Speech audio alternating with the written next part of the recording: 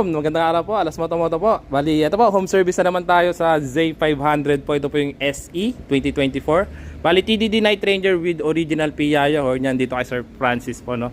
So, home service po tayo dito sa may San Pedro, Laguna po, no. So, sa mounting, ito yung TDD ni Bossing. Naka-stainless po siya dito na bracket, no. So, ang horn po ni Bossing is nakatago po dito, dalawa po siya. Sa wiring setup, may papakita ko na lang po sa inyo yung pinaka-wiring po natin. So, Bossing, patry muna ako ng first mode. First mode ni Bossing yan, kulay dilaw. Boss, papasing ako, boss. Yan. So, integrated yung passing ni Bossing, kasama siya dun sa headlight. So, doon tayo sa busina, boss, pitik lang. Yan po yung stock na busina, padinan ako, boss. Yan. So, wala siyang rapid, wala rin siyang combo light, as in stock lang po siya, no? So, doon tayo sa loud horn, boss, pitik lang, boss. Ayan po yung original Piaggio horn with combo light. Boss, parapid po ako.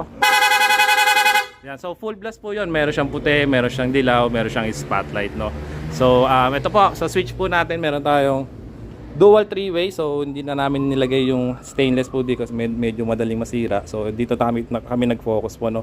So first mode, second mode, tapos third mode yung spotlight. So sa fourth mode, tapos fifth mode, tapos sixth mode, tapos 7 mode yung spotlight ni Bossing.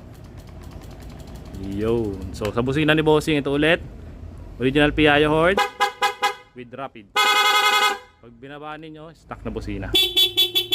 Yun. So mga gusto magpa-schedule yan, gantong setup ang gagawin po natin. Marami po tayong package pwedeng pagpilian. Ayan, message lang po kayo sa page po, no.